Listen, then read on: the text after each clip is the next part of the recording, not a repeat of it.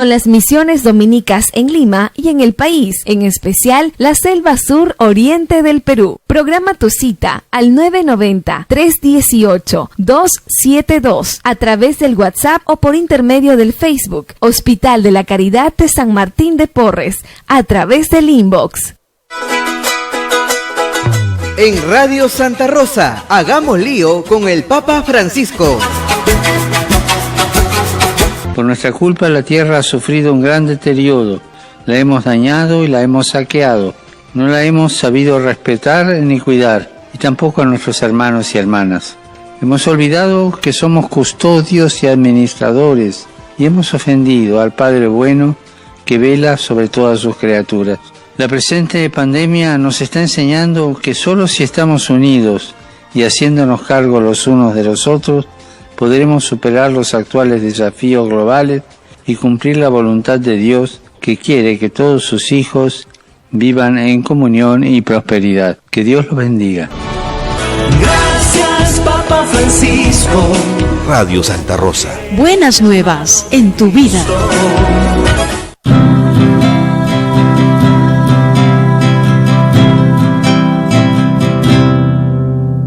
Radio Santa Rosa está, la primera radio católica de nuestra comunidad.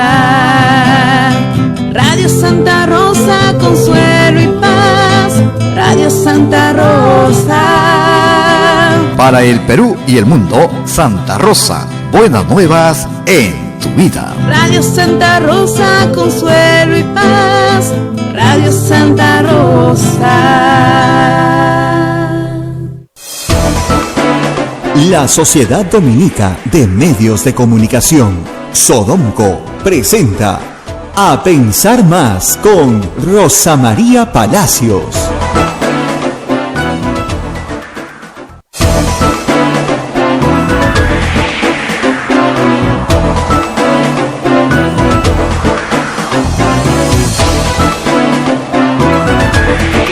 Muy buenos días, señoras y señores, bienvenidos a Pensar Más con Rosa María Palacios a través de las emisoras de la Sociedad Dominica de Medios de Comunicación. La Sociedad Dominica de Medios de Comunicación está integrada por Radio Santa Rosa en Lima, Radio Santo Domingo en Chimbote, RSD, Radio San Martín en Arequipa, Radio Cepagua en Ucayali, Radio Quillabampe en La Convención, Radio Madre de Dios, Puerto Maldonado, emisoras dominicas del Perú. Luego también hay otra red de emisoras amigas que se unen a esta transmisión.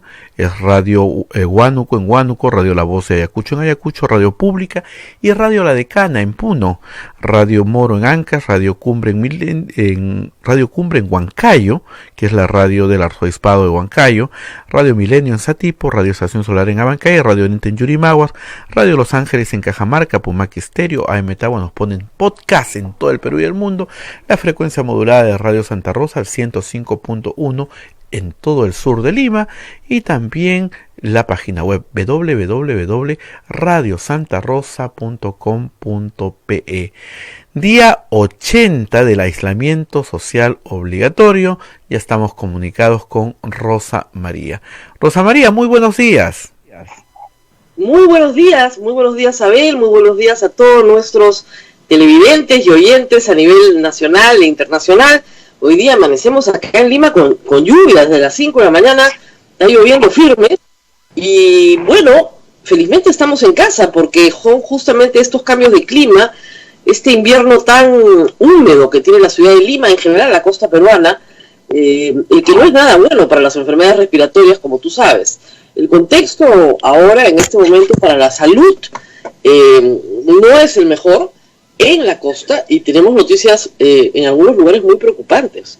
Hoy día hay una información que llega desde Talara de que la situación en esa ciudad del norte es en este momento crítica, sobre todo por la falta de acceso a ventilación mecánica en UCI. No hay solamente 2 equipos muy viejos, los pacientes tienen que ser trasladados a Piura, pero en todo caso lo que informa hoy los medios es que no se está dando la atención necesaria a Talara, donde han existido incidentes bastante desagradables la semana pasada, con un grupo de familiares que golpearon a los médicos y estos tuvieron que retirarse, o obviamente, como pasa en todas las otras ciudades del Perú, también en Lima hoy, escasez de oxígeno y sobreprecio gigantesco en los valores de oxígeno.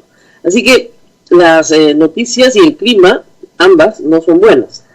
En lo positivo, ayer se ha conocido a través de un funcionario del Ministerio de Salud que se podrá salir a hacer actividad física. Hasta ayer, en la noche muy tarde, se había publicado ya la resolución ministerial que autoriza las actividades físicas en la edición extraordinaria del Diario El Peruano, que se hace a través de Internet, por supuesto, pues no hay otra forma. En esa edición extraordinaria del Peruano se incluía una resolución ministerial que aprobaba los lineamientos para el retorno progresivo de la actividad física, eso es lo que dice la resolución. Sin embargo, solo estaba la resolución aprobatoria, pero no el texto de los lineamientos. Y no está en la página web del MINSA, no está en ninguna parte, Abel. Y de nuevo llamo la atención sobre un fenómeno que es muy desagradable, que es la legislación por entrevista. Ahora, en el Perú no hay normas, hay declaraciones del funcionario, entrevista al funcionario. ¿Qué rango de qué categoría jurídica puede tener? Lo ha dicho el funcionario. Y así lo informan algunos medios esta mañana, reproducen la entrevista al funcionario.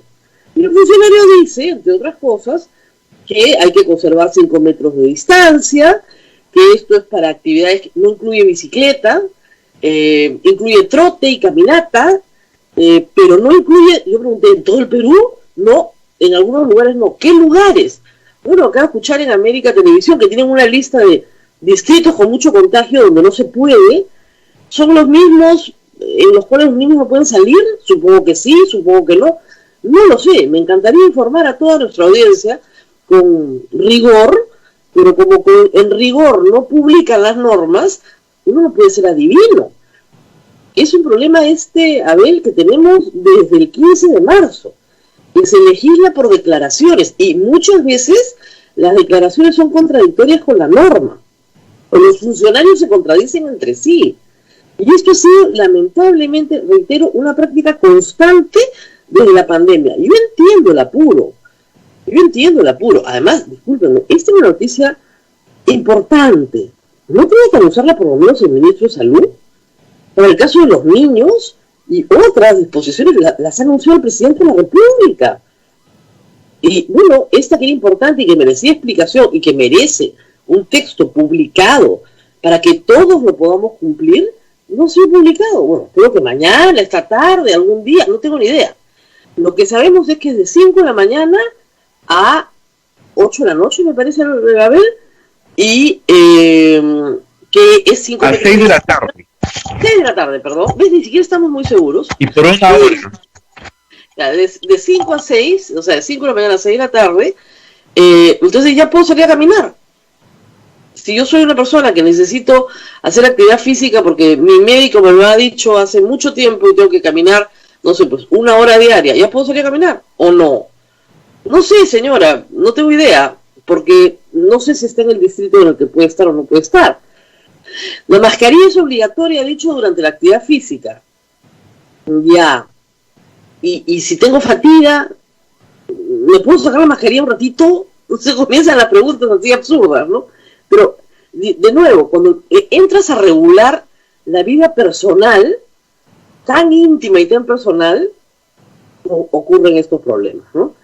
Ha dicho ayer en entrevista con Jaime Chincha en RPP, donde se ha hecho este anuncio, que es un anuncio, reitero, importante, porque es poner más gente en la calle, ha dicho que no se puede montar bicicleta, o sea, hay algunas restricciones, ¿no? La bicicleta es para ir a comprar, pero no para ir a tu trabajo, pero no para hacer deporte, no entiendo muy bien por qué. Ha dicho que esto no es para los deportes federados, ¿no? Para los atletas federados. Ellos tienen que aprobar sus protocolos en el IPD y luego sus protocolos del IPD los aprueban en el MINSA y recién pueden operar, con lo cual todavía las federaciones están recién organizándose para sacar adelante estos protocolos. Pero esto es solo para personas comunes y corrientes que hacen actividad física en la calle. Y se puede hacer tai chi, por si acaso, yoga y otras actividades de ese tipo. De los parques, supongo. No lo sé. Yo te digo que en los malecones, por ejemplo, en el malecón de Miraflores, no lo sé físicamente porque no he podido ir, pero me lo han contado. La Municipalidad de Miraflores puso unas vallas en el malecón para que nadie camine por el malecón. Camine, para que no miren el mar. Porque parece que mirar el mar contagia, por alguna extraña razón que todavía no hemos podido adivinar.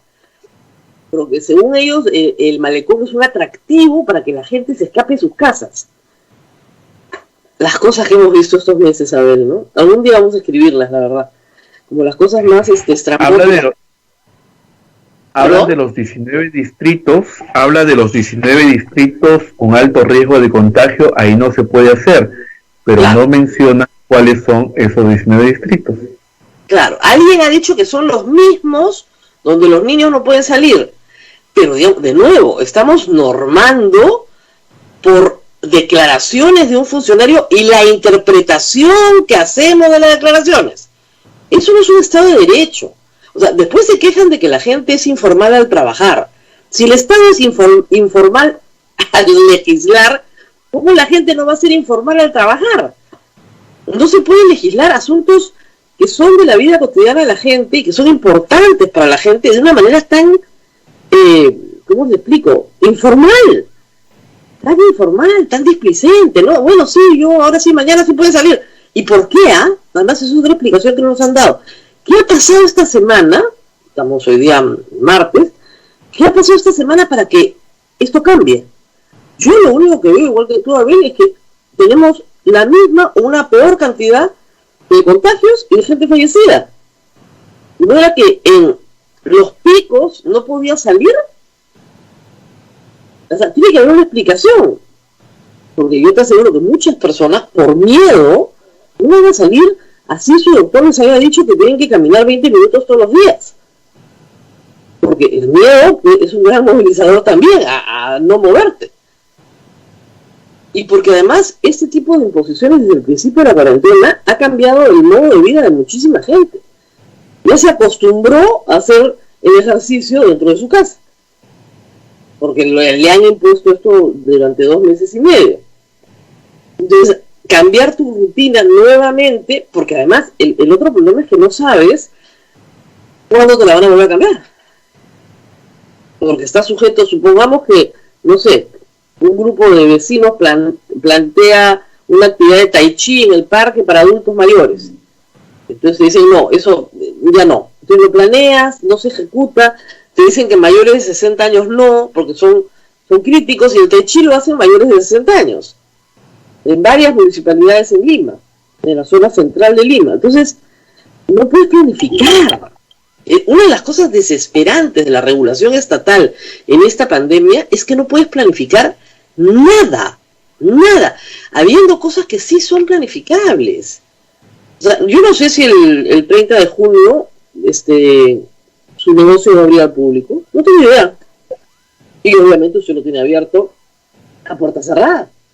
Y lo tiene abierto a puerta cerrada porque, como decíamos con la vez, usted se muere de hambre.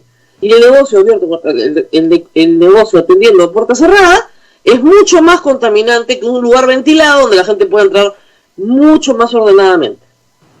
Pero no se está haciendo las cosas con racionalidad. Se hacen las cosas al tuntún. Y con mucha demagogia, lamentablemente, mucho populismo, mucho que te regalo, que te doy, en un país quebrado, en este momento, en medio de una recesión. Entonces hay toda clase de proyectos, ¿no? O sea, el tema de la suspensión perfecta que te adelantaba ya ayer, es un tema que se va a convertir en un tema muy grave, Abel, porque el Ministerio de Trabajo no ha autorizado hasta ahora más que una empresa en todo el Perú su programa de suspensión perfecta.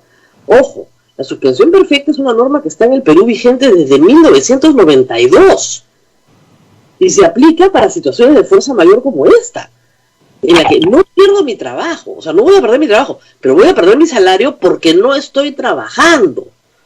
Por un principio bíblico, San Pablo, el que no trabaja no come. Entonces, no hay forma de que tú le pagues a una persona por no trabajar. No es culpa del empleador ni del trabajador, no hay culpas. Simplemente es un hecho de fuerza mayor. Una catástrofe. Eso es lo que ha sucedido, es una catástrofe. Entonces, ¿qué sucede? Que si el Ministerio de Trabajo sale y dice, no, le pagan a todos como si hubieran trabajado y no es compensable, o sea, no es que, bueno, mira, ¿sabes qué? Te voy a pagar los 3 meses que no hemos trabajado, pero ojo, esto es a cuenta de tus vacaciones, a cuenta de tu gratificación de julio y a cuenta de tu gratificación de diciembre, y así quedamos bien. ¿Qué es lo que ha hecho la mayoría de la gente? No, tienes que pagarle doble. Ah, no, disculpe, señor ministro de Trabajo, voy a cerrar la empresa. Y no es uno, no tengo cómo pagarle si no he vendido nada. ¿Qué cosa le voy a dar? Entonces no se ponen, o sea, para cuidar los empleos formales tienes que cuidar las empresas. Porque si no estás matando a la gallina de los huevos de oro. Ya no te voy a dar más huevitos, pues. Se acabó. Chao. Y estás arrojando a la informalidad a millones de peruanos. Los que ya estaban en la informalidad ni siquiera entienden de qué estamos hablando. Y hablando de la informalidad, Abel, antes de que hablemos de educación, a lo que vamos a dedicar este programa, va a estar con nosotros Jaime Saavedra, ex ministro de Educación y ahora director senior para Educación del Banco Mundial. Vamos a hablar de la educación en el mundo y de los estragos que esta epidemia ha tenido sobre la educación mundial. Quería hacer notar 2 noticias que han venido de fuera, lamentablemente han venido de fuera, no de medios peruanos, sobre un hecho que creo que es grave. The Guardian es un periódico británico muy importante, y El País, obviamente, un periódico español, tienen 2 notas ayer, una de Dan Collins y otra de Jacqueline Fox, sobre el número de periodistas fallecidos en el Perú durante la pandemia. Jacqueline Fox habla de 10 periodistas, Dan Collins habla de 20 periodistas. 4 identificados en Lima, los conocemos, camarógrafos, personal de Andina, 6 en Iquitos y 10 en el norte del Perú. Pero, de acuerdo al testimonio que recoge Dan Collins de la Asociación Nacional de Periodistas, esto lo que revela es la precariedad en la que trabajan los periodistas en el Perú. Porque son todos periodistas freelance, salvo, digamos, los que pertenecen a Canal 7 y a Panamericana. Todos los que están fuera de Lima, por lo menos con seguridad, son freelance. Es decir, son periodistas de radio o de televisión local que tienen su propio espacio, que producen su propio espacio, no pertenecen a una gran corporación, que consiguen su propia publicidad y que informan y que prestan un servicio público en condiciones terribles económicas. Porque si no les ponen publicidad, no hay forma de que ellos puedan comprar siquiera una mascarilla. Lo que ha sucedido, sobre todo al principio de esta epidemia, es que muchos han salido a cubrir las noticias sin las medidas de protección. Y estamos hablando de los que han fallecido. No estamos hablando de los que se han enfermado, que son muchos más. Estamos hablando de un grupo que tiene que salir a cubrir la noticia y a buscar la noticia. Y lo que le han enseñado desde que puso un pie en una emisora de radio, en un pequeño canal de televisión o un proyecto de prensa escrita, lo que le han enseñado es que tiene que salir a buscar la noticia, físicamente. Tiene que estar donde está la noticia. Y han ido a buscar la noticia, y claro que la han encontrado, y claro que la han compartido. Lo que ha pasado en Iquitos lo sabemos gracias a la prensa de Iquitos. Tienen 6 muertos. La prensa en el Perú en este momento tiene más muertos que los bomberos. Tiene más muertos que los enfermeros del Perú. Claro, no más muertos que la policía ni que los médicos, obviamente, ¿no?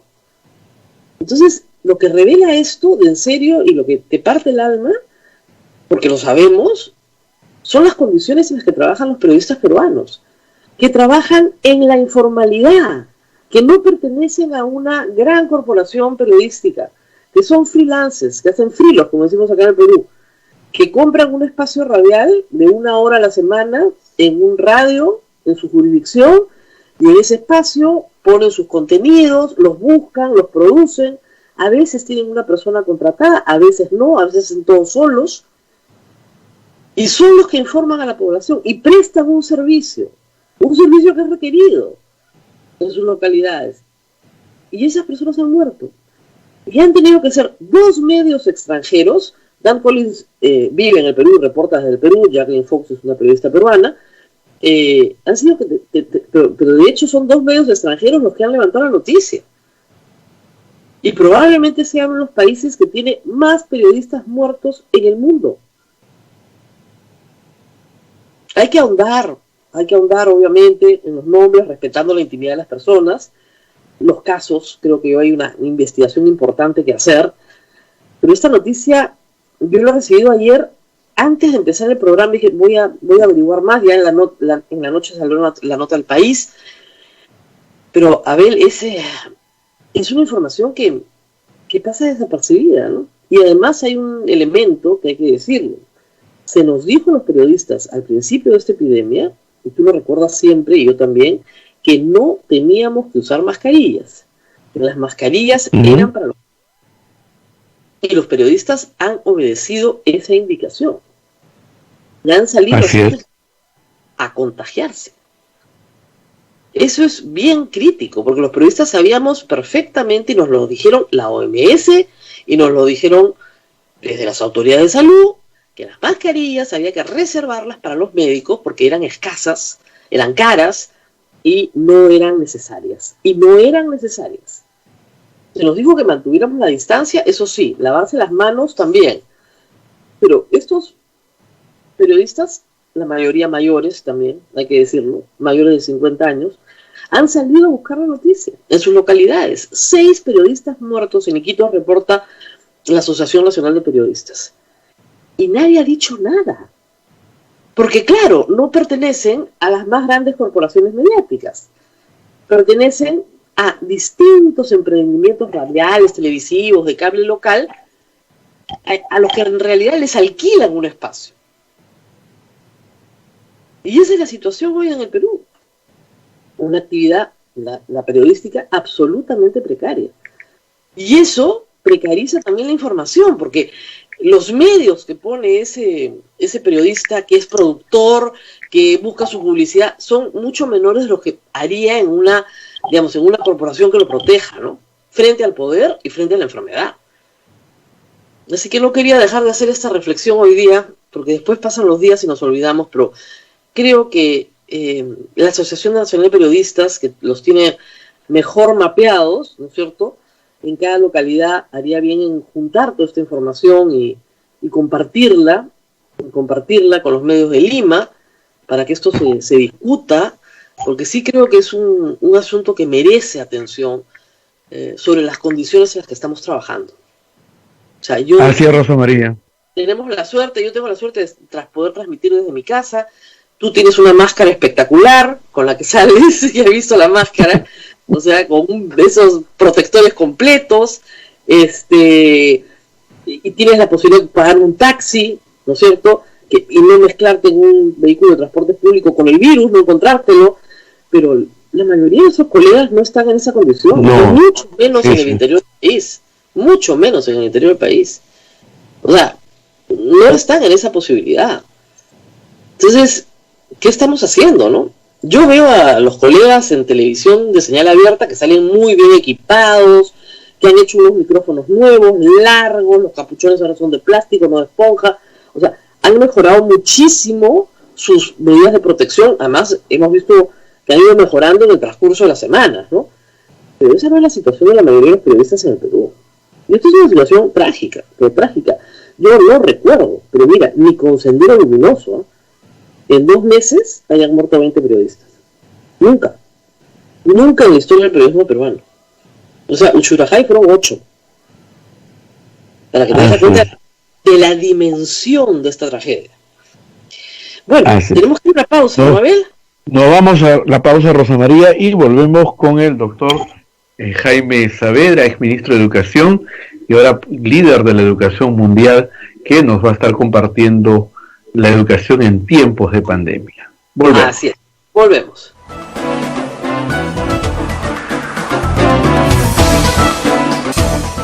Sodomco, Sociedad Dominica de Medios de Comunicación. Somos la primera emisora católica del Perú. La primera en llevarte la mejor información, veraz y precisa, desde el mismo lugar de los hechos. Radio Santa Rosa, buenas nuevas en tu vida. ¿Quieres dejar de usar lentes? ¿Mejorar tu salud visual? Ven a Oculáser, la mejor clínica especializada en ojos. Oculáser cuenta con tecnología de vanguardia en cirugías de catarata, miopía, retina y trasplante, exámenes especializados, convenios con todas las EPS. Llámanos al 265-4833 o visítanos en nuestro Facebook y www.oculaserperú.com. Oculáser, líderes en láser para la visión. Al estornudar y toser, expulsamos partículas de saliva con alta carga viral, capaces de ingresar a tu cuerpo, convirtiéndose en el principal responsable de producir y propagar enfermedades respiratorias como el coronavirus. Para prevenirlas, cuando estornudes, cúbrete con el antebrazo o ayúdate con un pañuelo. Si tienes las manos sucias, evita tocarte los ojos, nariz y boca. Lávate con abundante agua y jabón durante 20 segundos y evita el contacto con personas que tengan síntomas de infecciones respiratorias. Protégete del coronavirus. Es un mensaje de esta emisora. Santa Rosa, buenas nuevas en tu vida. Sodomco, Sociedad Dominica de Medios de Comunicación.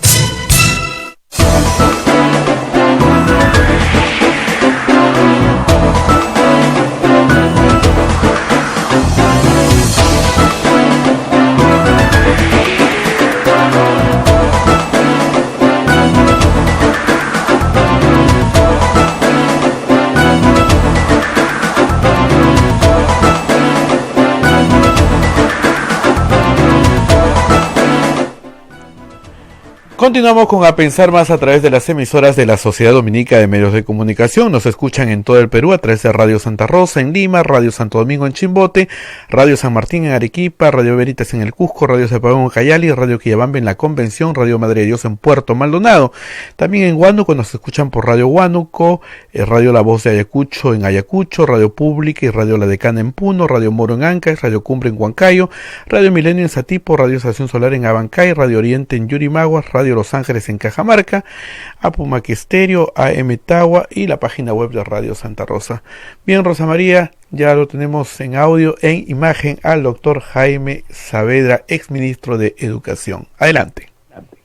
Y además es el director senior para el Banco Mundial de Educación, así que vamos a hablar de la educación en el mundo. Para nuestra ventaja, el doctor Saavedra está atrapado en Lima en esta pandemia, y muchos de sus colegas también están en el mundo entero, así que ha usado mucho de la tecnología digital en estos 2 meses y medio. Por lo tanto, quería empezar por ahí. Ese es uno de los grandes cambios que tiene la educación mundial en estos días. La pregunta es si se puede educar digitalmente o estamos entrando en una fase solo de emergencia. ¿O habrá que incorporar lo digital en el futuro? No solo para el Perú, sino mirando el mundo entero. ¿Cómo ha impactado lo digital en la educación de una manera abrupta, violenta? ¿Habrá cambios? ¿No los habrá? ¿Cuál es la mirada que tienen ahora? Bueno, en primer lugar, muy buenos días, Rosa María, un gusto saludarte y de verte, y un saludo a todos tus radioescuchas en todo el Perú. Como tú dices, esto ha sido abrupto. Solamente antes de responder brevemente tu pregunta sobre lo digital, yo creo que tenemos que tener una idea de la magnitud de la crisis que estamos viviendo en educación. O sea, sabemos la crisis global que estamos viviendo por la pandemia, pero nunca hemos tenido un doble shock como el que estamos teniendo hoy día. Tenemos en primer lugar en el sistema educativo que casi todos los países del mundo han cerrado sus escuelas, en algunos casos por periodos largos. Y eso ha pasado antes. Alguna vez en algún país ha habido un cierre de escuelas por alguna huelga, por algún problema político. Alguna vez ha pasado. Pero además de este cierre de escuelas, además tenemos una grave recesión económica en todos los países del mundo, como consecuencia también de esta crisis sanitaria. También hemos tenido muchas veces recesiones que han tenido un impacto luego sobre los presupuestos públicos, sobre la capacidad adquisitiva de la gente, la necesidad a veces que los chicos ya no puedan ir a la escuela por falta de recursos económicos. Pero lo que nunca hemos tenido es las dos cosas. Un cierre de escuelas largo, que luego uno diría, bueno, ahora tengo que gastar más en educación para compensar este problema que hemos tenido. Pero además tenemos una crisis económica. Entonces este es un doble shock que jamás se ha dado en la educación. Es el shock más grande que tenemos en los últimos 100 años, sin ningún problema. Y además es simultáneo en todo el mundo. Eso es algo absolutamente inédito. Entonces la pregunta es, bueno, ¿cómo salvamos esta situación o cómo podemos salvar al menos parcialmente la situación? En primer lugar es lo que podemos hacer con la tecnología en el muy corto plazo, ¿no? Para paliar, digamos, los efectos negativos de esta crisis con los chicos afuera de la clase. Y la mayor parte de países dijeron, bueno, entonces vayamos a la educación en línea, ¿no? Con recursos en Internet. Gran problema es que existe una brecha digital que ya sabíamos que existía, pero digamos que esto ha sido como un golpe, digamos, de despertar a todos los países y decir, bueno, yo sabía que existía una brecha digital, bueno, mira ahora las consecuencias de que esa brecha digital no te permite llegar a todos. Y por lo tanto los países no pueden confiarse en el uso de Internet para llegar a todos los chicos. Lamentablemente no es así. Y entonces, por lo tanto, todos los países han optado, incluyendo el Perú, por estrategias multiplataforma, en el cual efectivamente se ponen recursos en línea, se trata que los profesores tengan todo el material posible, los chicos material posible en Internet, en algunos casos, dependiendo del país, con clases virtuales, pero eso obviamente no es suficiente. Para llegar a más chicos hay que usar radio, hay que usar la televisión. La única ventaja ahora que tenemos adicional es que también existen las redes sociales, llegar a través de WhatsApp, mensajes de texto a los mismos maestros, a los padres de familia y dar un poquito más de estructura y contexto a esos contenidos que se pueden dar a través de la radio y la televisión. Pero la estrategia ahora es diversa y es multiplataforma porque lamentablemente no todos estamos conectados. Los maestros en este mundo digital, ¿qué rol van a jugar? Porque yo estoy viendo Aprendo en Casa, hay clases bien difíciles de matemáticas, la verdad, pero es un maestro que se dirige a una audiencia. ¿Qué pasa con los otros maestros? ¿Qué rol juegan? Mira, una cosa es el uso de la tecnología en este momento, digamos, de paliar con los impactos de la crisis y con el hecho que todos los chicos están en la escuela.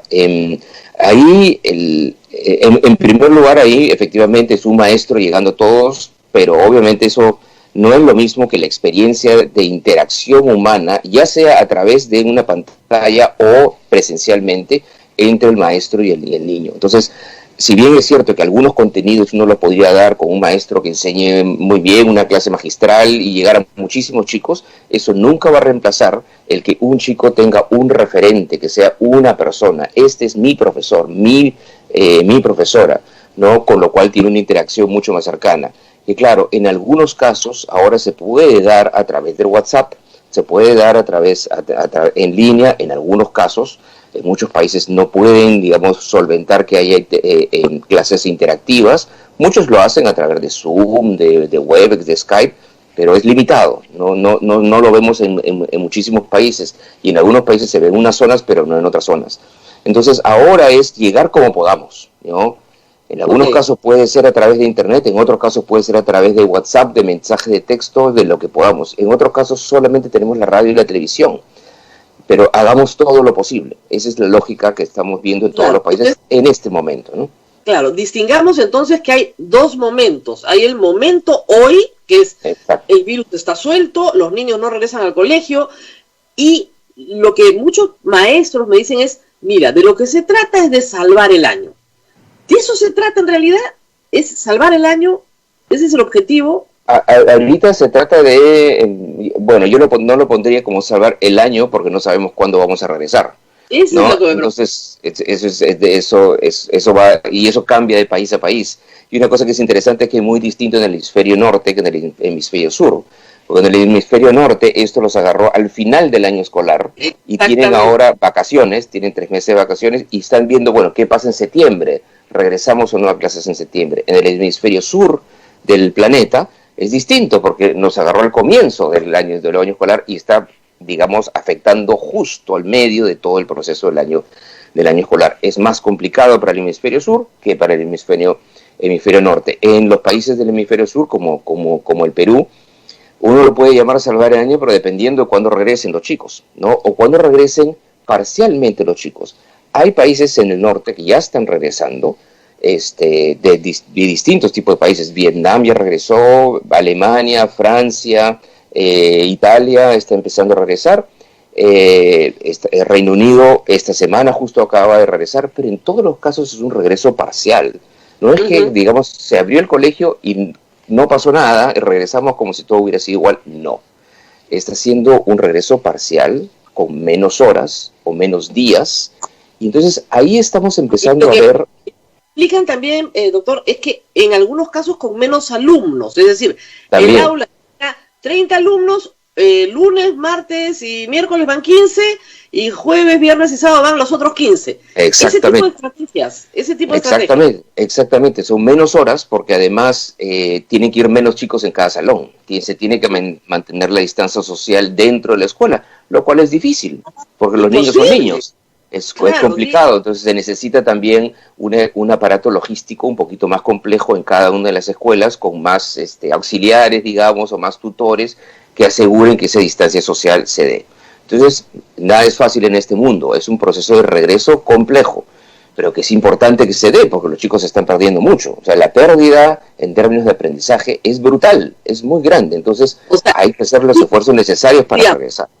Digamos, usted podría decir como un diagnóstico inicial, no nos hagamos ilusiones porque estamos salvando lo que podemos, pero sí hay una pérdida. Definitivamente la hay. Definitivamente la hay, y ahí uno tiene que ser realista, ¿no?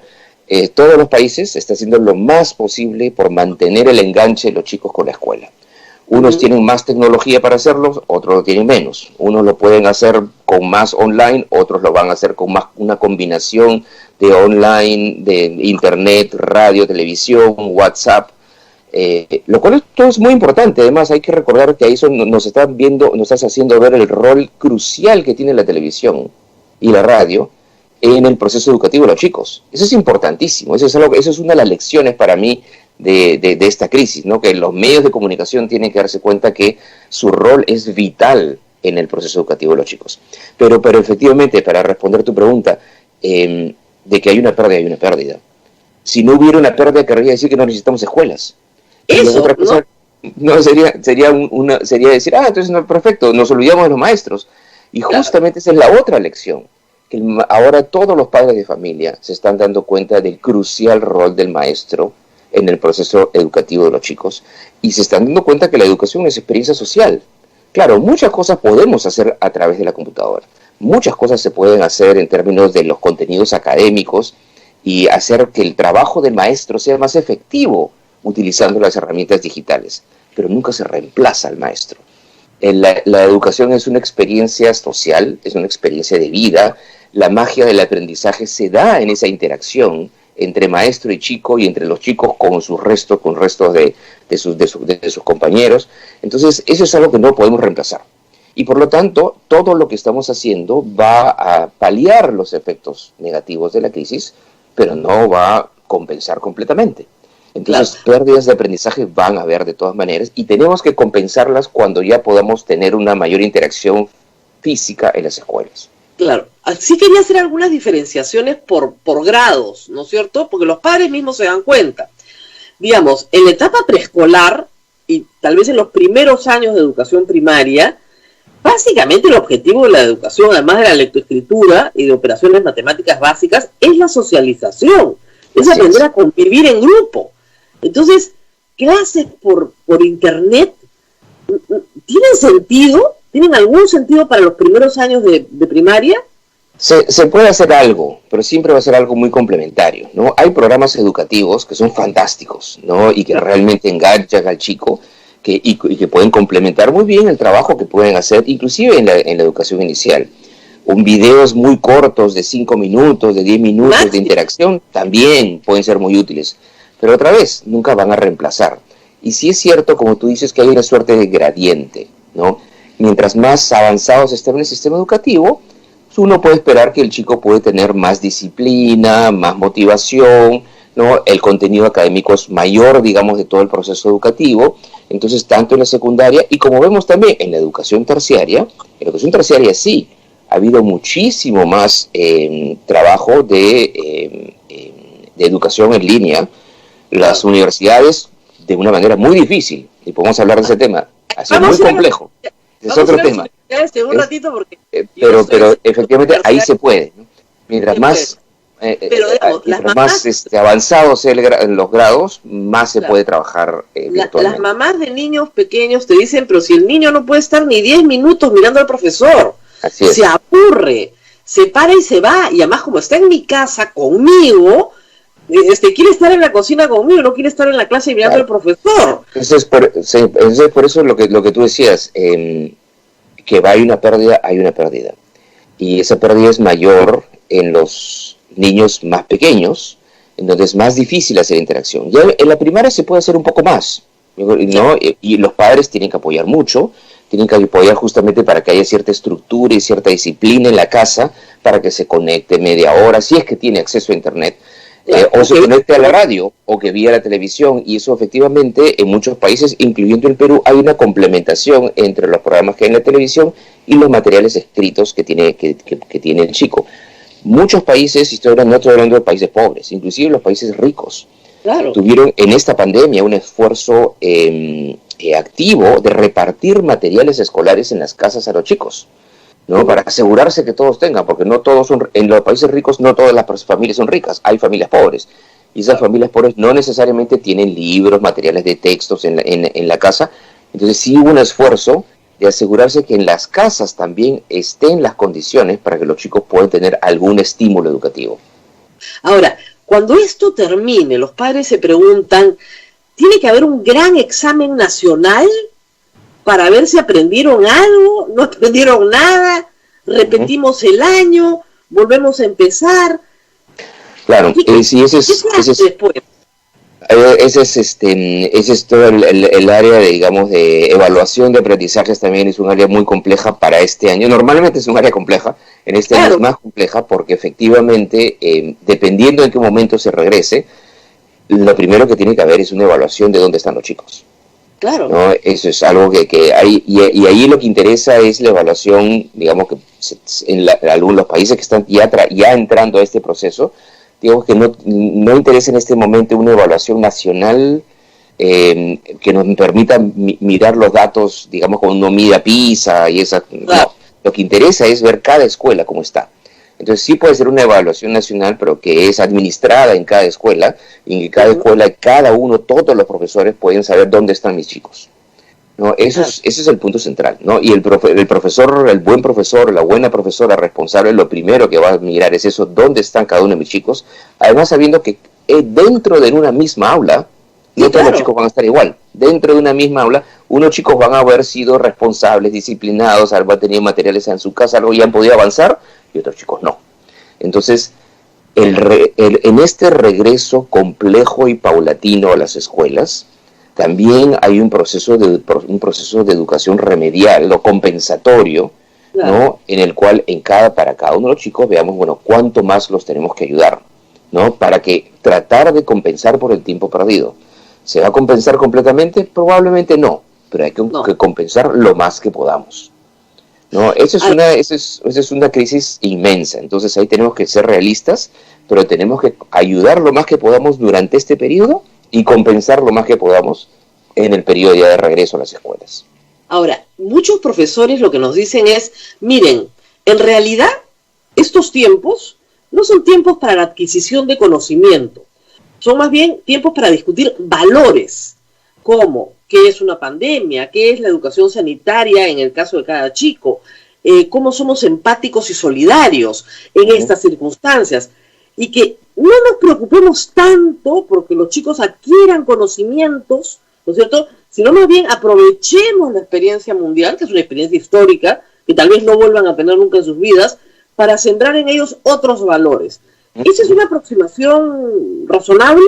Yo te diría parcialmente, en el sentido que sí, eso hay que hacerlo. Y efectivamente, esta es una coyuntura que nos permite aprender muchísimas cosas, ¿no? Nos permite aprender cómo ser mejores ciudadanos. Y sí tenemos que aprovechar esta crisis, ¿no? Para poder hacer que los chicos entiendan, ¿no?, cómo uno debe de actuar en situaciones complejas como esta y cuál es el rol que le toca al niño, cuál es el rol que le toca a su padre, cuál es el rol que le toca a su comunidad y cuál es el rol que le toca al Estado y a la sociedad en su conjunto. Entonces sí, efectivamente eso se puede hacer. Ahora, que no podamos hacer nada de contenidos académicos, tampoco. Sí se puede hacer algo, ¿no? Sí se puede hacer algo. Probablemente en los niñitos más pequeñitos sea un poquito más difícil, pero no es imposible que con Aprendo en Casa, como hay en el Perú, con radio, televisión, si es que hay internet, con internet, si los chicos muy pequeñitos pueden seguir avanzando en aprender las letras, en aprender temas básicos de lectura, y mientras se va avanzando en los grados, digamos, algunos contenidos un poco más complejos. Yo creo que sí. No, para mí siempre los extremos son errados, ¿no? Los extremos usualmente lo ideal está al medio. Efectivamente hay que utilizar esta pandemia, ¿no?, para aprender estadística, valores, ¿no?, de cultura cívica.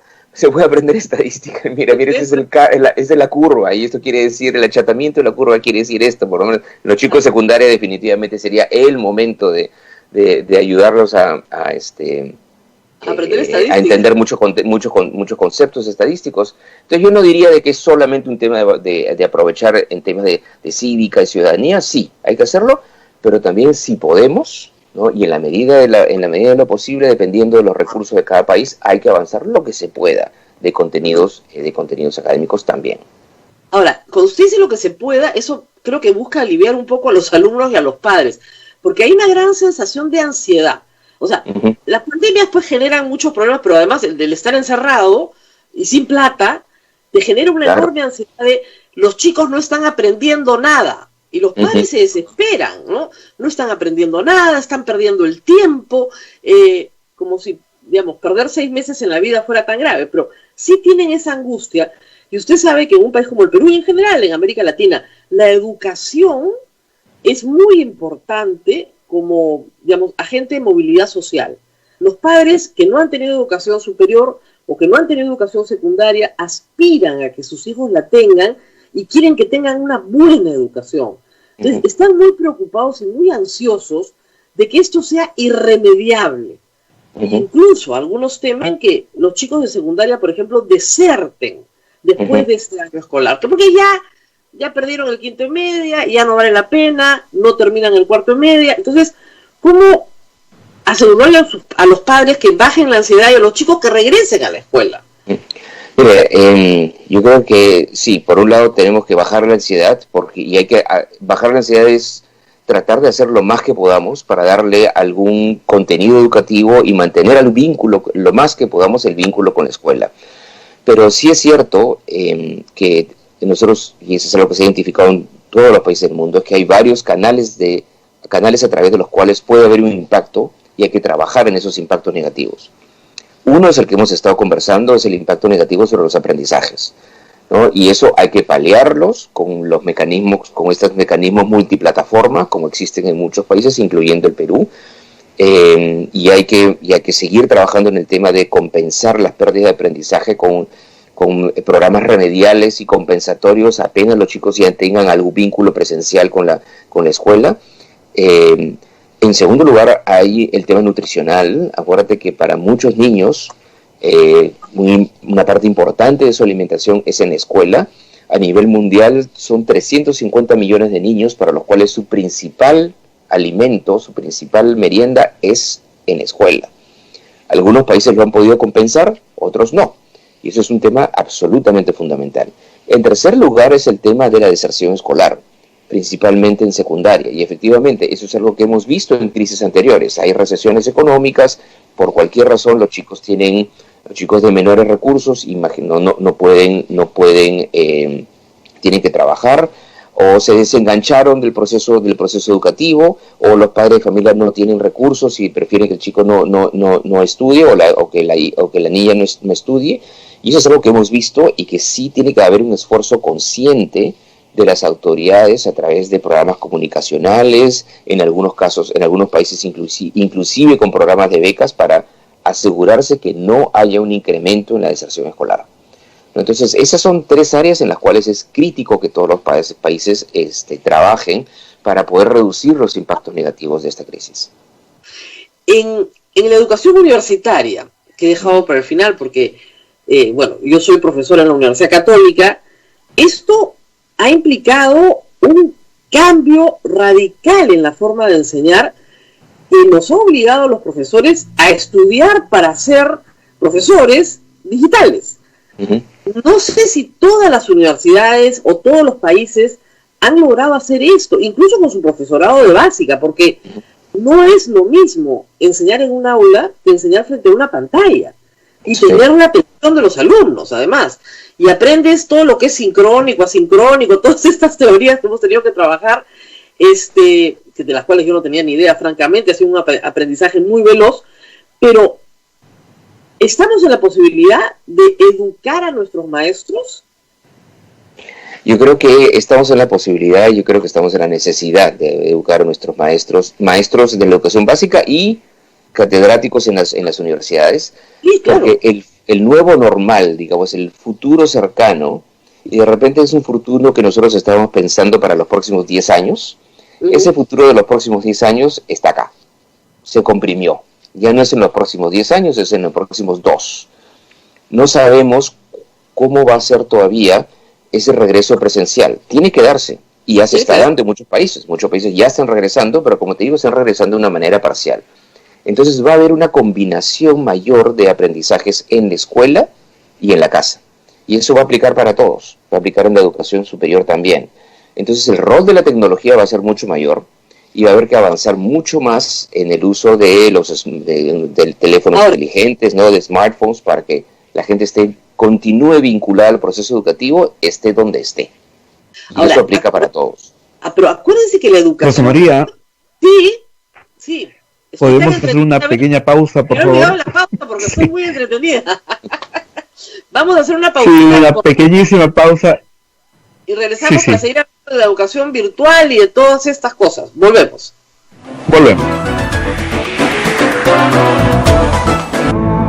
En Alicorp sabemos que no es momento de bajar los brazos. Por eso seguimos ayudando. A la fecha, entregamos 140.000 canastas con alimentos y productos de limpieza. Ayudamos a incrementar 10 veces el alcance de pruebas rápidas. Y mediante la app Perú en tus manos, ayudamos a realizar 1.3 millones de triajes digitales. No bajemos los brazos y sigamos ayudando. Alicorp, alimentamos un mañana mejor. Sodomco, Sociedad Dominica de Medios de Comunicación.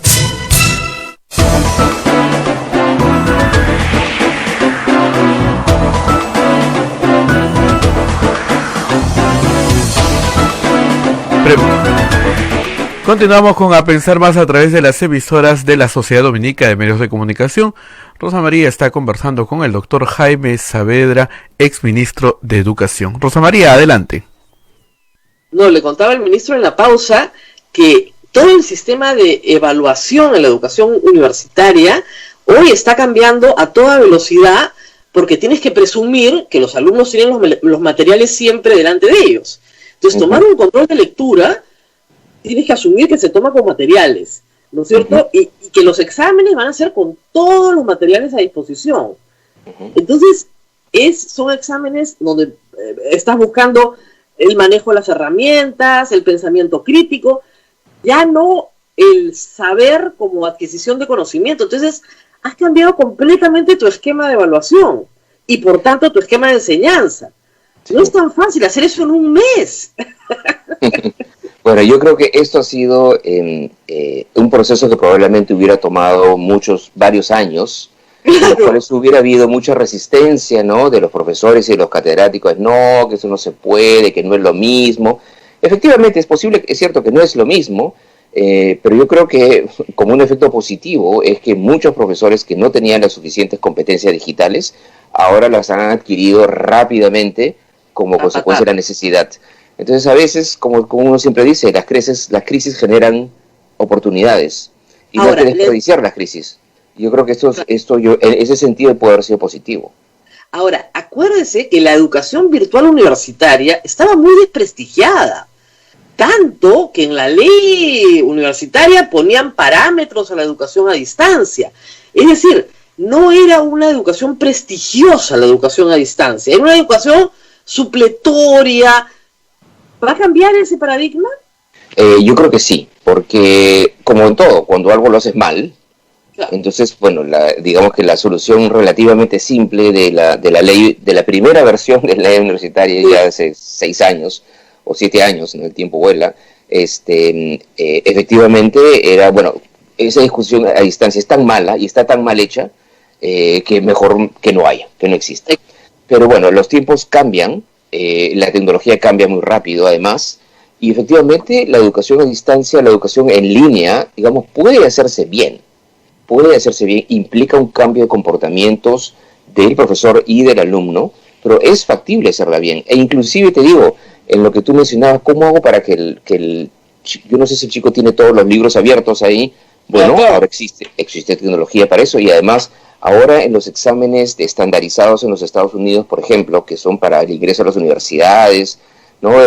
Que dan muchos chicos, efectivamente tienes que estar en un cuarto, tienes que asegurarle a la persona que te está viendo en la cámara que estás en un cuarto que está cerrado, mueves la computadora en 360 grados, ¿no? Para arriba, para abajo, para mostrar efectivamente que estás, que tienes alrededor. Miras todo y tienes que el momento que estás trabajando inclusive en tu prueba, tienes una persona que puede estar, que tú no sabes si te está mirando y en qué momento te está mirando y en qué momento te pide, puedes mover tu computadora. No, entonces, yo le decía a un grupo de profesores, ¿cómo sabemos si la clase no se armaba un grupo de WhatsApp y están todos copiándose las respuestas? Pero todo es solucionable. Todo eso es y además ahí depende mucho ya ahora lo que sí el maestro cambia es que pregunta, ¿no? Y acuérdate, hay muchos te doy el caso de Egipto. Egipto tiene un examen que es vida o muerte porque define a qué universidad vas. Es un examen único para todos los chicos que están acabando la secundaria y que dependiendo de ese examen define a qué universidad vas y si puedes ir o no a una universidad. Entonces es literalmente vida o muerte. Y ese examen obviamente era un examen que había muchísimos mecanismos a través de los que se compraban y vendían respuestas, habían academias privadas para prepararte para los exámenes, y eran muchos exámenes memorísticos, te preguntaban cosas, hasta te preguntaban ensayos y la gente se memorizaba que escribía el ensayo. ¿Cuál fue la solución? Es que ahora todo ese examen es en línea y es, como le dicen en inglés, open book, es con todos los libros que quieras, porque la pregunta no es qué pasó en el siglo XIX, ¿no? Con tal episodio histórico, sino es qué opinas, cómo interpretas ese episodio histórico y cómo lo relacionas con algo que está pasando hoy día. Entonces puedes tener todos los libros abiertos que quieras y independientemente de eso, bueno, lo que se está evaluando es si eres capaz, ¿no? de configurar un razonamiento claro, tener una hipótesis, desarrollarla y concluir, ¿no? En un ensayo que tienes que escribir en 30 minutos. Entonces, no me importa que tengas todos los libros abiertos que quieras, ¿no? Ahora, hay chicos que les va muy bien con esa clase de examen, les va muy bien, y hay chicos que les va muy mal, que te dicen, esos son los peores. Los peores profesores son los que te dicen, trae lo que quieras, porque esos son los exámenes trancas, ¿no? Sí, es que esos son los exámenes que realmente evalúan si no eres bueno memorizándote cosas, sino si eres bueno entendiendo cosas. Claro. Pues son mejores exámenes probablemente. Claro. Son más difíciles. Son más divertidos de plantear para el profesor, ¿eh? O sea, la verdad que yo estoy atendiendo que plantear casos imaginarios es mucho más divertido, pero, claro, implica un cambio para todos. Y luego, en el Perú, y me imagino en otras partes del mundo, hay el problema de los costos de la educación. Usted lo ha dicho al principio de esta historia. Uno de los problemas más graves es que esto no es un terremoto que terminó en 3 minutos y hay que reconstruir un país en infraestructura, no. Esta es una recesión económica que afecta a los padres de familia. Y no tienen cómo pagar los costos de la educación, incluso en la educación pública. Es decir, igual tengo que pagar costo de transporte, igual tengo que pagar un uniforme, igual tengo que comprar unos útiles, e igual mi hijo ya no va a trabajar, que me estaba ayudando en un puesto, porque ahora tiene que ir al colegio. ¿Cómo absorber? Y en la educación privada ni se diga, es simplemente no puedo absorber la pensión, me paso a la educación pública, y la educación pública no está preparada para recibir 100.000, 200.000, 300.000 chicos de un día para otro. ¿Cómo se está manejando esto a nivel internacional? ¿Cuáles son las experiencias comparadas? Bueno, ahí una de las grandes discusiones que se están dando en este momento y que es uno de los retos para los países es justamente en un contexto de recesión económica y en un contexto de presión sobre los presupuestos públicos, es que hay que mantener la inversión en educación. Y eso es complejo, es difícil de hacer, es el momento más difícil para ser ministro de Economía, diría yo, porque siempre es un tema de cómo asignar recursos escasos, pero en este caso esos recursos inclusive son menores. Hay que invertir recursos en reactivar la economía, ¿no? Y en hacer que el aparato productivo se mueva, y todos los países tienen distintas configuraciones de paquetes para hacer eso. Pero por otro lado, y hay que ser muy creativo, tenemos que invertir en esta generación. Y acuérdate que esta generación, justamente la que está hoy día en la escuela, y en la cual si tenemos un año de disrupción, digamos que no es un año perdido completamente, pero es un año de disrupción, de todas maneras, un año en la vida educativa de un niño tiene un impacto sustancial en su capacidad de generación de ingresos en el futuro. ¿No? Acuérdate que hay una tasa de retorno a la educación que es equivalente a 10% por cada año de educación. Ese es un 10% de ingresos durante toda tu vida laboral. Entonces, si imaginas, hacemos el ejercicio solamente muy sencillo. Si cada año de educación te genera un retorno de 10%, que es el estándar internacional, es como que yo te diga, voy a reducir tu capacidad de generación de ingresos en 10% para siempre. Si fuera que te la reduzco en un mes, bueno, ya, ok, lo vives. Pero eso por 50 años de tu vida laboral. Entonces, el impacto que tiene un año de educación perdido es muy grande.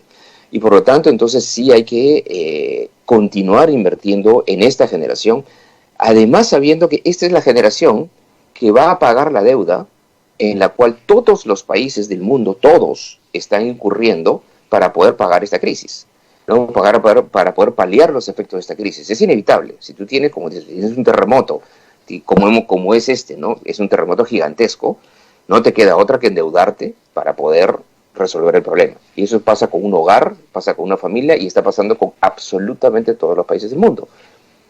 Pero ¿quién va a pagar esa deuda? Esa deuda se va a pagar en los próximos 30 años o 40 años. ¿Y quién la va a pagar? Es esta generación.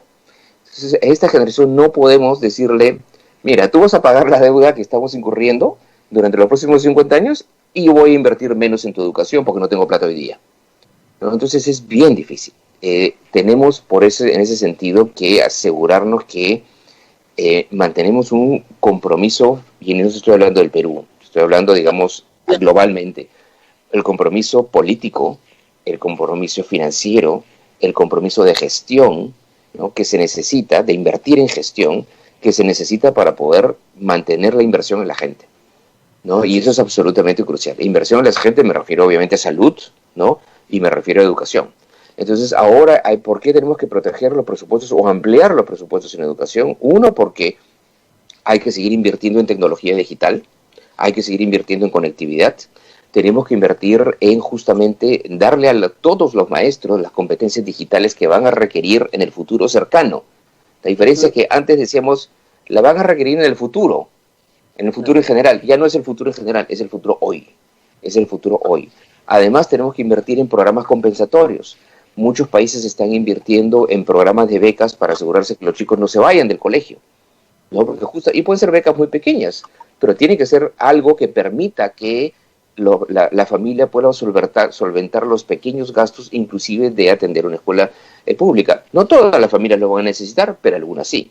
Entonces, todo eso configura un panorama en el cual los países en general necesitan mantener un proceso de inversión en la gente, ¿no? Ahora, en esta pandemia se ha notado algo que es bien importante. Los países que invierten más en educación producen mejor ciencia y tecnología, que ha sido tan necesaria para encontrar soluciones, ¿no es cierto?, a esta crisis. el Perú no es un país que ha invertido mucho en ciencia y tecnología. Por lo tanto, nuestro aporte a esas soluciones ha sido muy limitado. No porque no tengamos grandes científicos, pero que están fuera del Perú, ¿no? Es un poco su caso. No está en el Perú, está en realidad fuera del Perú. Esa tiene que ser una lección aprendida también de esta crisis. Si no se invierte en ciencia y en tecnología, no vamos a encontrar respuestas, ni tampoco investigaciones que sean importantes para Perú. Es decir, el Perú tiene un problema, tiene una condición de altitud. Nadie está investigando cómo esta altitud afecta a la pandemia, salvo el Tíbet en China y nosotros que tenemos estas condiciones. ¿Por qué no estamos produciendo ciencia y tecnología como deberíamos producir? Yo creo que se ha avanzado, pero hay que avanzar muchísimo más, ¿no? Y ahí yo digo, vinculo lo que el planteamiento que tú estás haciendo al rol que debe tener la universidad, ¿no? En el proceso justamente de investigación y de avance, digamos, y de empujar la frontera del conocimiento del país. Y eso es algo que se discutió mucho justamente con la reforma universitaria, ¿no?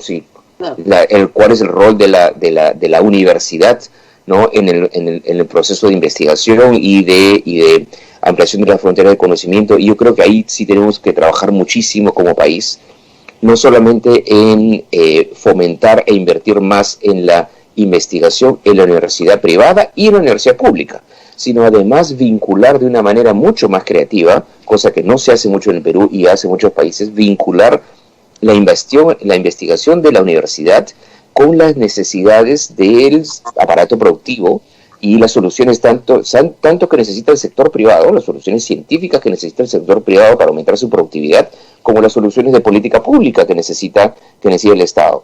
En ambos ámbitos tiene que haber una vinculación mucho más cercana con la universidad pública y la universidad privada, y en eso yo creo que es un área extremadamente fértil para el Perú en el cual tenemos que avanzar. Eso esperemos, porque claro, si se van a reducir los presupuestos para educación básica, no van a aumentar para educación universitaria. Entonces, esperemos que no se reduzcan.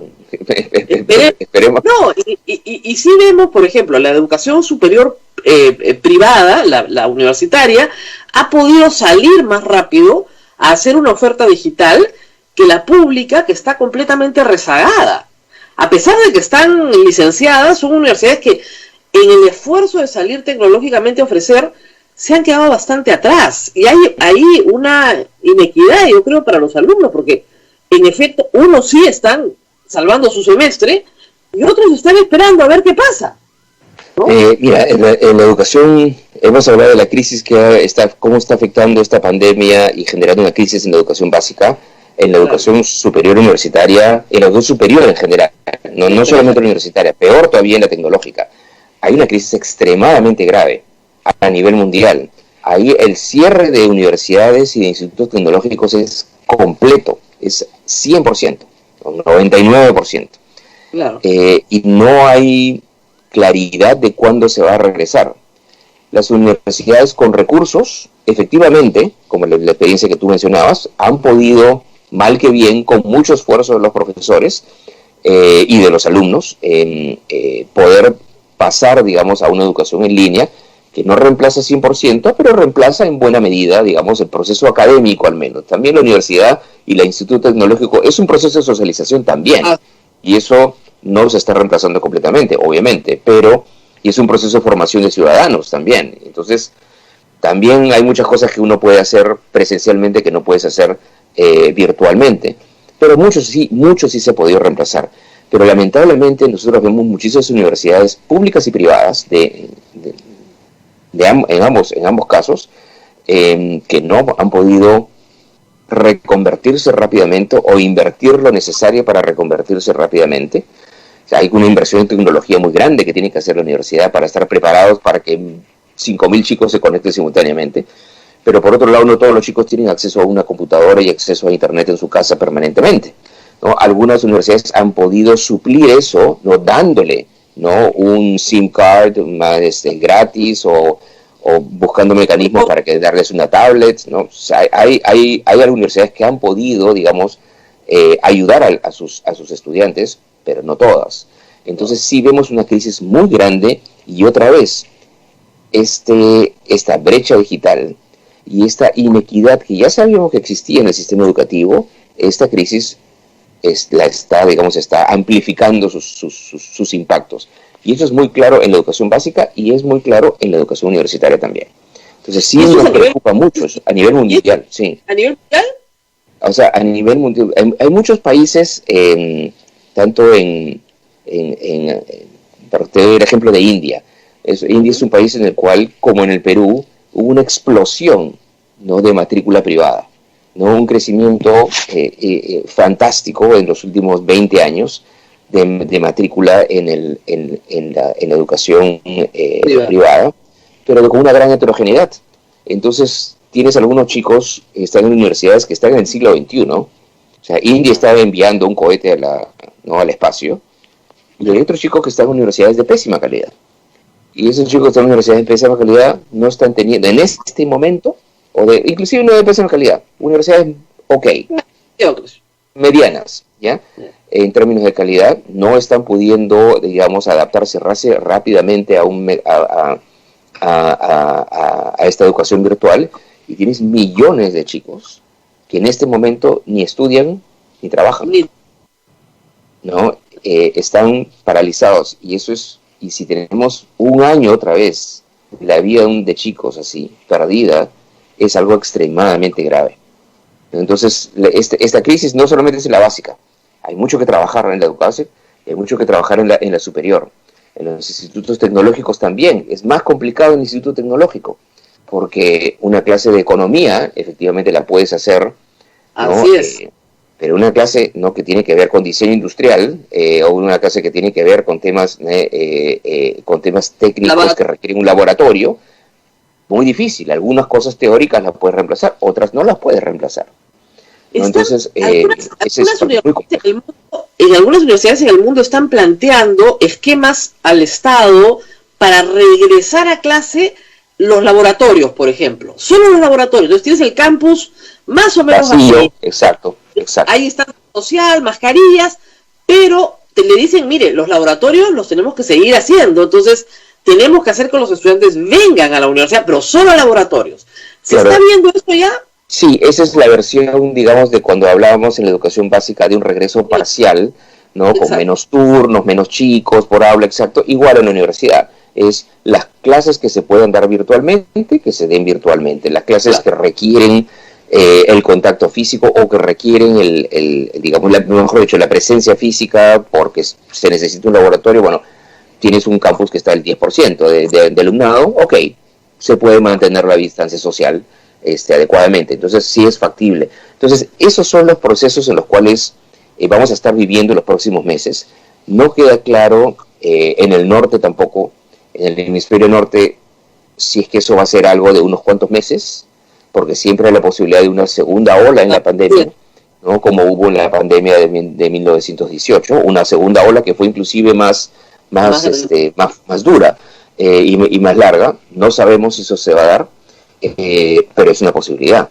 Entonces, si eso pasa, entonces realmente estos mecanismos, digamos, de regreso parcial son absolutamente claves. Claro, y al final, sí, pues, nadie sabe cuánto va a durar. Entonces, como le dije, mejor nos acostumbramos por ahora, pero hasta que no haya una vacuna, un tratamiento, o no mute el virus y desaparezca, nadie sabe cuánto tiempo va a durar. Es un mundo de muchísima incertidumbre, ¿no? Porque no sabemos efectivamente si un virus muta para bien o para mal.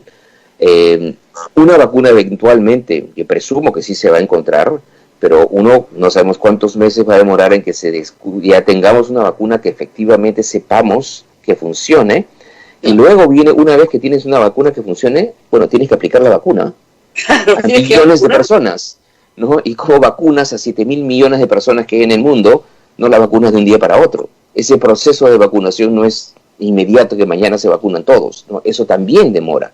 Entonces no podemos pensar, mira, va a haber una vacuna y todo va a ser perfecto y en 3 meses regresamos a todo igual. Pero tampoco podemos decir, bueno, mantengamos que el planeta se mantenga cuarentenado, ¿no? Todos los meses que se necesiten. Es imposible, ¿no? Te mueres de inanición, no te mueres de coronavirus. No sé si ustedes ya están estudiando las actitudes de los chicos ante la educación virtual, Pero yo creo que ahí hay un trabajo de investigación interesante. En mi experiencia, que es muy corta y muy pequeña, pero compartida con varios profesores, por ejemplo, en la educación universitaria, en las videoconferencias que hacemos todas las semanas, los chicos, por ejemplo, apagan su cámara. No les gusta que los veas. O, por ejemplo, es un fenómeno muy extraño. Entonces yo siempre digo, pues yo los quiero conocer, aunque sea para que cuando nos encontremos después en la vida, los reconozca por mis alumnos más allá del nombre. Pero no les gusta que los vean. Y a los profesores que somos un poco mayores, nos ha llamado mucho la atención el fenómeno. Apagan su micrófono y apagan su cámara. Y sí están ahí. Ahora, de repente no están ahí.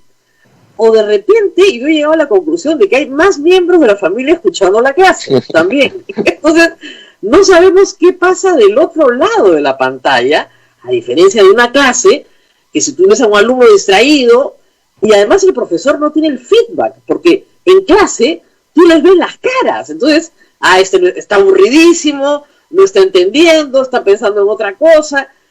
Le digo, es una experiencia bien rara conversar con una pantalla negra, donde hay un montón de cuadraditos en el Zoom, pero todos en negro.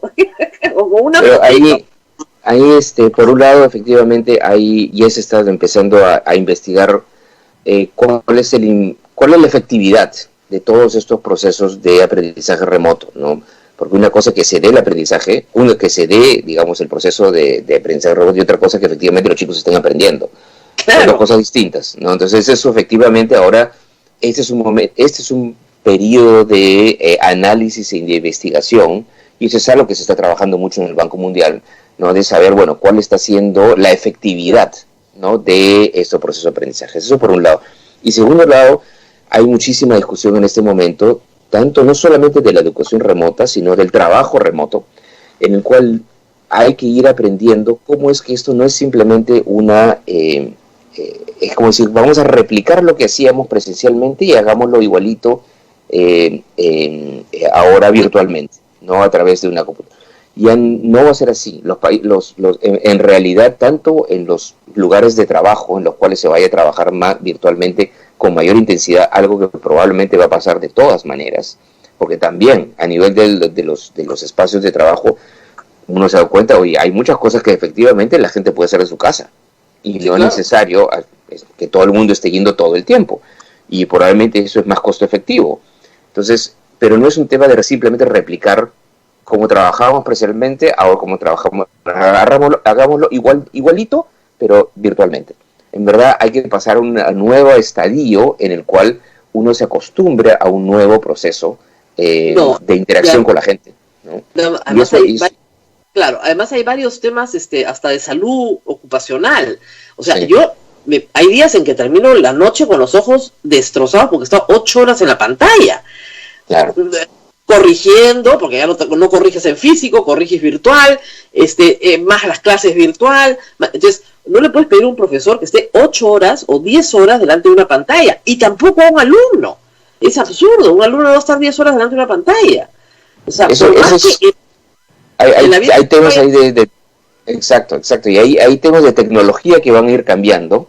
Estoy seguro que ahora va a haber mucho más presión para mejorar la calidad de la iluminación de nuestras pantallas y la calidad de nuestras cámaras en las computadoras, pero hay mucho que ver cambiando también de actitudes, ¿no? Y hay muchas reglas que uno tiene que tener, ¿no? Ahora, efectivamente, la regla es que tienes que apagar tu micrófono, porque si no funciona. Pero la regla no es que tienes que apagar tu cámara, ¿no? Entonces, a veces no te queda otra que apagar tu cámara porque no tienes ancho de banda suficiente para que tengas una buena transmisión. Ese sí es un problema válido, ¿no? Entonces hay que resolverlo tecnológicamente, cosa que eventualmente yo creo que eso se va a resolver. Va a tomar algún tiempo, pero ese tema tecnológico se va a resolver. Pero ese tema de, oye, yo quiero verte, es un tema de reglas de convivencia social. Pero es exactamente las mismas reglas que cuando tú imponías si estabas en un salón. Tú no dejabas que un chico simplemente se duerma en su carpeta. Claro, es lógico. Si se dormía en su carpeta, le decía, bueno, señor, mejor salga de la clase y duerma afuera, ¿no? Entonces no duerma tome un cafecito y regrese. Claro, entonces, en la misma manera que le podías pedir tranquilamente, por favor, si quiere dormir, duerma afuera, si le puede decir, si no quiere interactuar con el maestro y con sus compañeros y ver cuál es la actitud que están teniendo sus compañeros a esa misma clase, bueno, entonces váyase de la clase. ¿no? Claro. Entonces, o atiende otro. Esas reglas virtuales también se pueden dar, ¿no? Y para la investigación del Banco Mundial, les sugiero, como línea de investigación, yo creo que los papás están en clase. Estoy casi segura de que están. Pero eso no sería malo, necesariamente. No está mal. Pero como que dicen, bueno, ¿qué está haciendo este chico? Como lo tengo en una habitación muy cercana a mí, voy a escuchar. Entonces, el otro día me contaba un alumno, que no pasó en mi clase, pero en otra clase, que de repente se abrió el micro y se escuchaba que una mamá gritaba al hijo y le decía, echado en la cama, no vas a aprender nunca, siéntate, ¿no?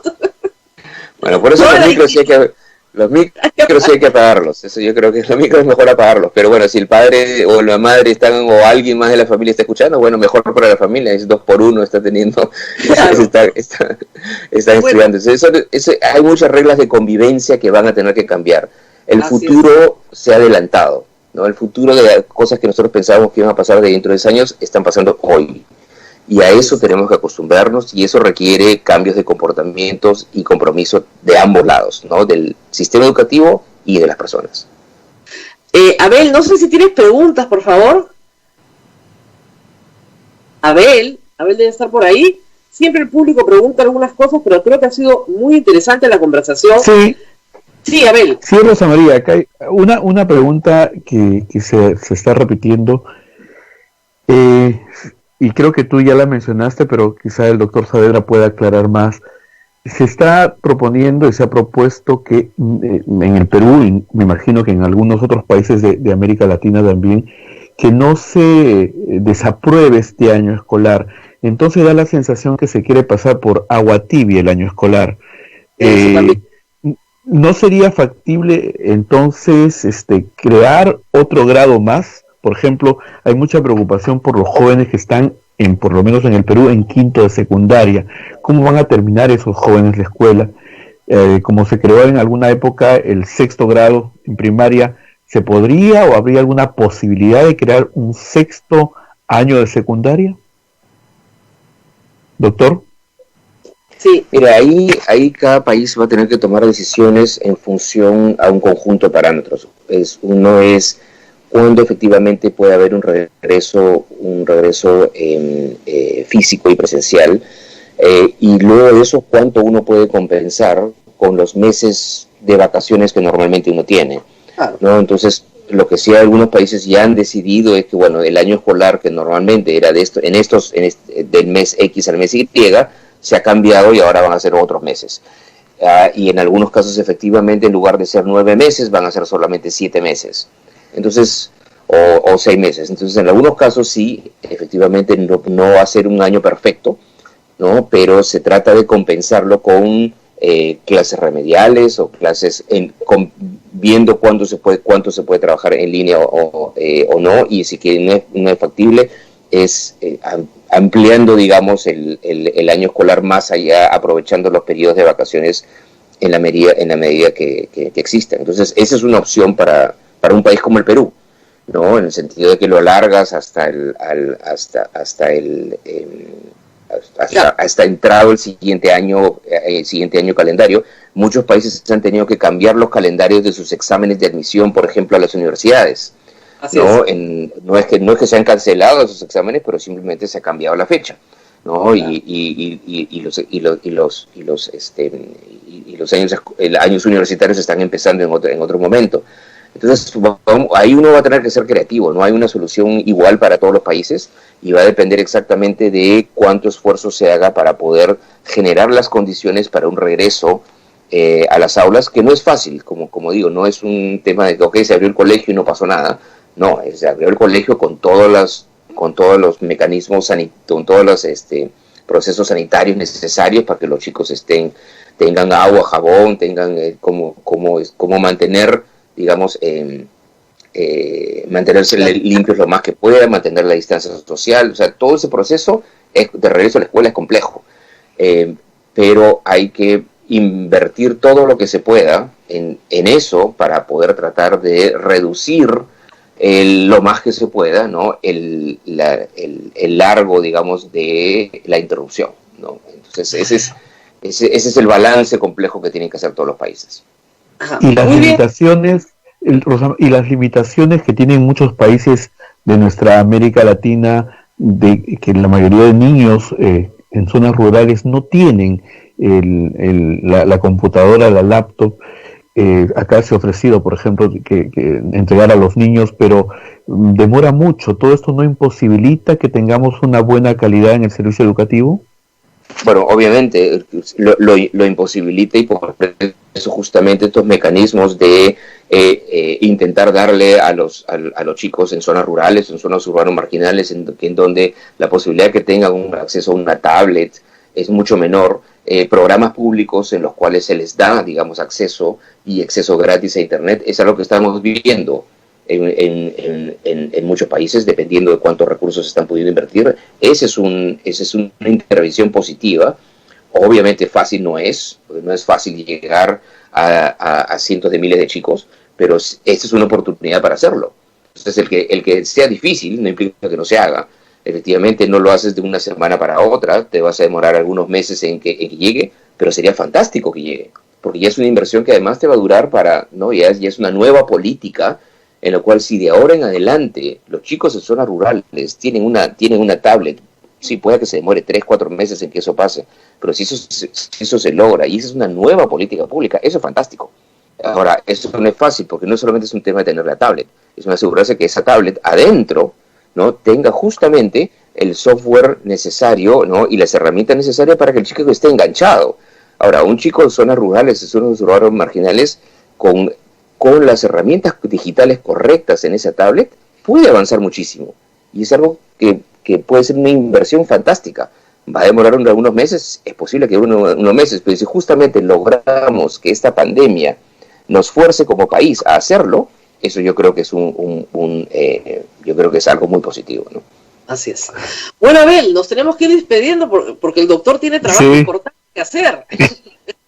Muchísimas gracias al doctor Jaime Saavedra por esta estupenda entrevista. Abel nos ha escuchado atentamente porque Abel es maestro también, graduado de la Universidad Católica y además con muchísimos años de experiencia, y de principio me dijo: yo no sé cómo van a hacer en primaria. Fue su primera. Es complicado, es muy complicado, pero bueno, lo puedes entrevistar a Abel entonces en la próxima vez para ver cuál es su visión. Muy bien, te agradezco muchísimo. Gracias, doctor Saavedra. Nos despedimos, Abel. Muchísimas gracias por la invitación. Muchas gracias. Nos vamos. Muy gentil. Hasta mañana. Hasta pronto. Hasta mañana. Nos vemos. Cuídense mucho. Chao, chao.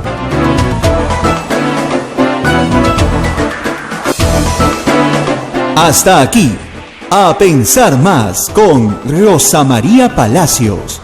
Este programa fue producido por la Sociedad Dominica de Medios de Comunicación, Sodomco.